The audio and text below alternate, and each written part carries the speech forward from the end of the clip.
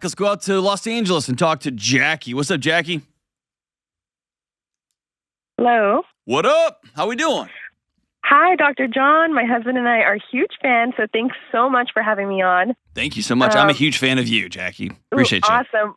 We listen to all of your shows, and you've genuinely become like a friend to us. But we just got to say we were slightly disappointed when we found out you were an Astros fan. Yuck. Is that just simply because the Dodgers lose all the time? Is that no, why? it's because the Astros cheat all the time. Oh, so, okay, cool. There's that. Yeah. There's that.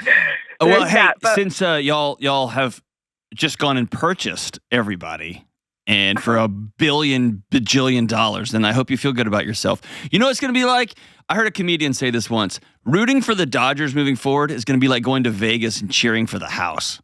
Like, hey, go Vegas. Way to go. Way to go, Dodgers. Hope you're happy with yourself. You're still going to lose the Astros. All right, so what's up? Go Stros. Well, so my question today is about my mama. Okay. I'm going to take a hard left turn here. Yep. So for as long as I can remember, I have truly felt that my mom loved my sister more than me. And I feel so silly calling about this as almost a 30-year-old woman, but it hurts very badly. It's like a big cut in my heart that I feel just doesn't heal because I won't let it in so many ways. But some of her actions that have showed this to me include like her saying like, wow, like your sister has such a calling on her life. She's so special. She's always been so special. And she says this like right when we're both in the same room, or she'll be like, oh my gosh, like my daughter is just so beautiful. Isn't she, Jackie? And I'm like, hey, I'm gorgeous and beautiful too. But it's like little things like this too, where like anytime my sister and I get in a little fight, like it's like a silly little fight or a big fight, you know, like sisters do. We're 4 years apart and we're the best of friends. So, hey, we fight. But she always immediately takes her side, no questions asked. No questions asked. It doesn't matter if she came to my house and, you know, she doesn't do this, by the way, but just hypothetically, if she came over my house and she just like completely shattered everything I owned, she would somehow find a way to take her side.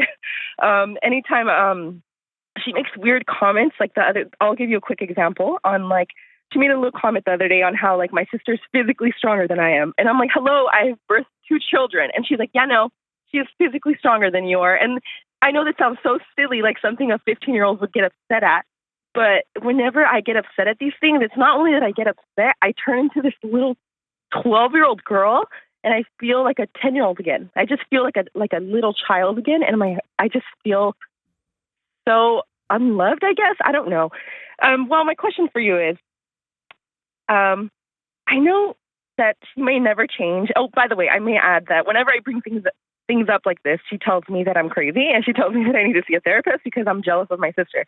And I can promise you, Dr. John, I'm not jealous of my sister, but I am jealous of my mom and how special and beautiful I am. Yeah. And she doesn't respect my boundaries, but she respects my sister's. How do you know? How do you know that? Well, or let me ask you this: how do you know that she doesn't tell your sister how amazing you are, that she's already given her grandkids, or that you're so amazing? How do you know that she's not propping your sister up in front of you because she sees her sister as so inferior to the woman you've become?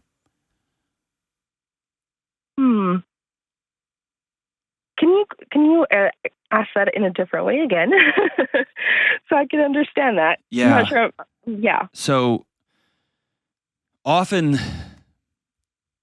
there's a great saying by Dr. Brene Brown, who says, what we go looking for in the world, we are sure to find. Mm-hmm.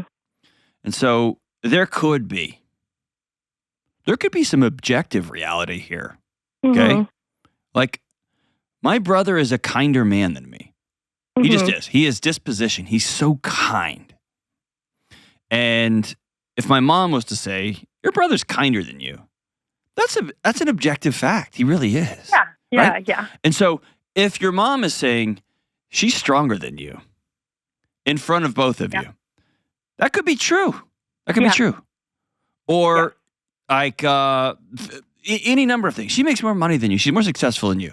Yeah. If you look at our tax returns, she makes more money. Like, that could all be true. Yeah. But what I want to just put in the universe as a potential is it possible that when your mom and your sister are alone, Your mom is asking her, why don't you have grandkids yet? Your sister's given me 2 wonderful, beautiful grandkids. What about you? Your sister's already been married and already has this and this. What about you? Mm-hmm. See what I'm saying? Yeah, totally, absolutely. Does that happen or no chance? No. Okay, all right. There's no way, yeah. I was just trying, but maybe not at all. No, in some ways, and I totally get what you're saying. I was actually going to add this on my notes. I'm like, dude, I'm like totally okay with my sister being more beautiful. She is. She like physically, that is a truth. That is a truth in the world. And I'm the big sister. I'm the type of person. I'm like, my sister. When I say she's my best friend, I'm like, girl, I want you to do better than me in every area of my life. I truly mean that. It's like it's more of like. What do you get from this?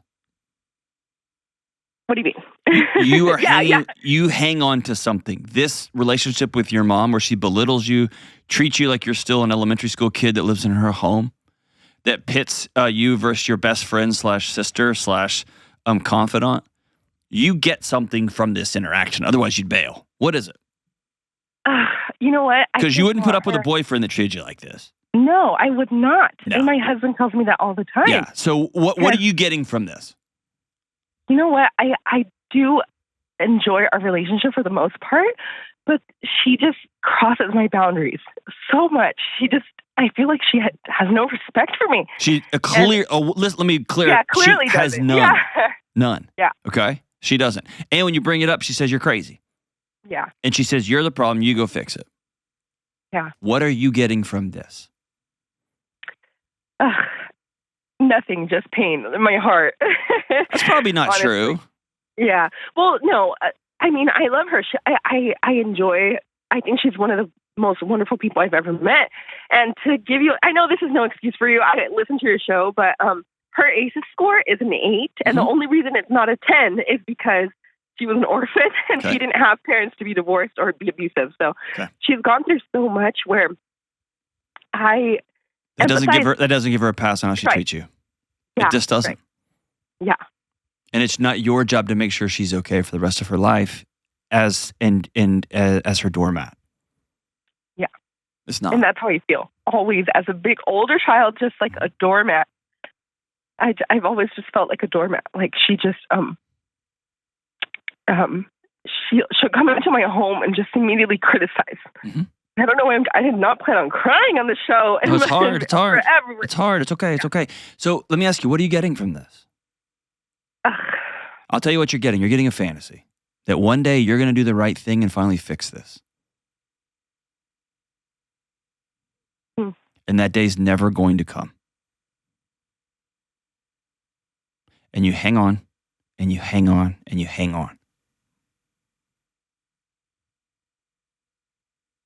There's not going to be an amount of money that you make. There's not going to be a car that you drive up in that your mom finally goes, my God, I'm so proud of you, Jackie. It's not going to come, is it? Nope. Mm-hmm. That's why you keep showing up. You keep showing up. Maybe this version is going to be okay. Maybe the next version is going to be okay. Maybe the next version of you is going to be okay. And meanwhile, you have this husband at home that loves you so much, right? So much. He's like, honestly, awesome. Just the best. Yes.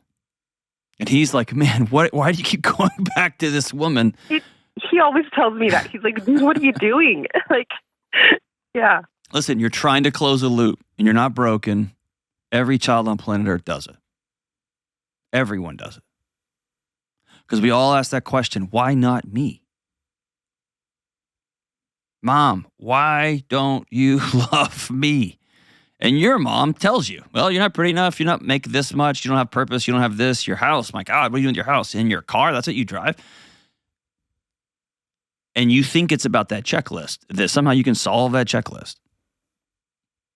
And you've been around long enough, half of your life now, from 12 to 30, let's say, more than half your life.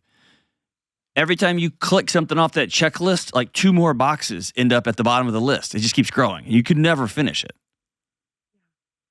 Because it's not about you. It's about your mom. And my guess is she sees herself in you. And when she sees herself in you, she sees that girl that grew up in absolute hell. Mm-hmm. And her way of Oh. trying to make that cycle stop was to control every second of your life.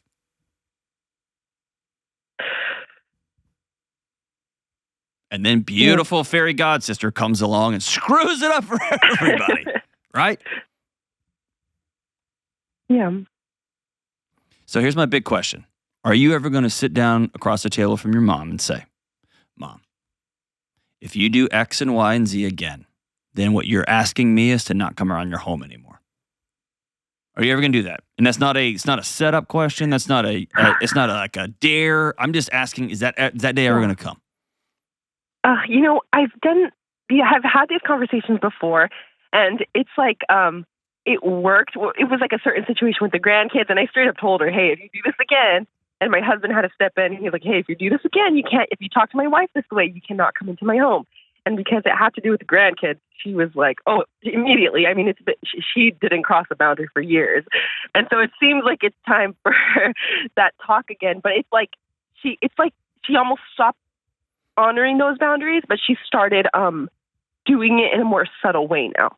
So it's a little bit harder for me to call out, but to answer your question, I am willing to do that talk, but I just hate having those. So I hate confrontation, man. Oh yeah, dude. Yeah. No kids like, oh, I can't wait for this one. That's the worst. Here's why I ask you this. If you have that and every 5 years you have to sit down and have a refresher, or every 5 years your daughters are going to get a little bit older and a little bit older, and so the things are going to shift and change a little bit, okay. Mm-hmm. If that's the price to pay for your kids having a good grandmother, and my guess is she's probably a good grandmother too, which makes this whole thing annoying, right? She's like the best grandmother in the She's world. the And I'm like, worst. That's the worst. Come on. Yeah. Yeah. Okay. So let me be real honest, and you know this. At some point, this turns on one of your daughters. Yeah. One of your daughters becomes the favorite, and one of them doesn't. Yeah. And we're not going to let this happen again. Yeah. You've already lived this. Yeah. Okay. It's going to show up in Christmas presents for one over the other. It's going to show up in dresses. It's going to show up in comments. It's going to show up in all sorts of things, right? Yeah. Okay. Here's the other side of it. You can spend a season exhaling, clenching your fist real tight and then relaxing it and saying to yourself, she doesn't get a vote. Mm. She doesn't get a vote. And that sounds so trite at first, but if that becomes something you practice over time, yeah, I'm able to be in the presence of people who have so many opinions about me, and I honestly don't care. I don't care. But it took me a decade to get there. I had to practice. Yeah. I had to practice. And occasionally somebody says something, man, I don't sleep for days. I don't. But it's a practice. Mm. Because all the other good that comes with them being in the room is worth whatever stupid things they're going to say about me or my boss or my friends or my whatever. I don't care. But it took years of me saying, you don't get a vote. Yeah. You don't get a vote. Or when she says, your sister's so beautiful, you grab your sister by the face and say, I know, I'm so lucky to be her big sister. Yeah. I'm going to go right with it. Your I sister's do that. She's it's like it roasts, and I'm like, hey, I do, and then I agree, but then after I'm like, hey, like hearing this every single day or like every other day, I'm like, oh, it starts to hurt my feelings very badly. Yeah. So what we're not going to do is we're not going to let mom hurt her feelings anymore. Uh-huh. She doesn't have that right anymore. She's cashed out that right. Your husband, he still has permission to hurt your feelings. Okay. He's your ride or die. Yeah. You probably have one or two best friends. Your sister, maybe that's a small crew. I think in my little box, I've got about 6. Mm-hmm. 6 dudes and 1 woman who I've given permission. Like, you can call and cut me to the core. Mm-hmm. Other than that, man, you can frustrate me. You can let me have a bad day. You can push me into a bad day. You can whatever, hurt me financially. But I'm not gonna give you access to hurt my feelings. You don't get that. You don't get that. So let me say this, Jackie. You're not crazy. I think you need to. I tell everybody to do this, I feel like, but I think it's really instructive here. I would love for you to write a letter to 12-year-old Jackie.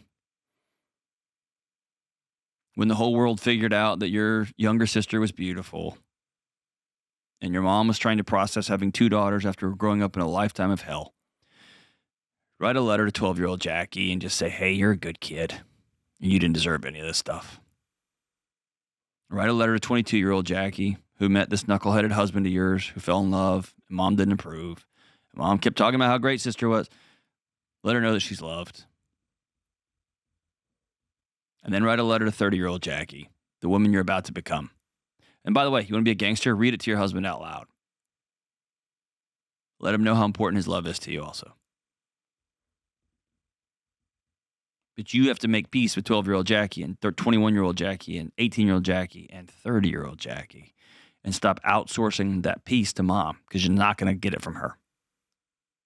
That call will never come. And that doesn't mean there's not peace. Hang on the line. I'm going to send you a copy of Own Your Past, Change Your Future. I think it'd be a good book for you to work through.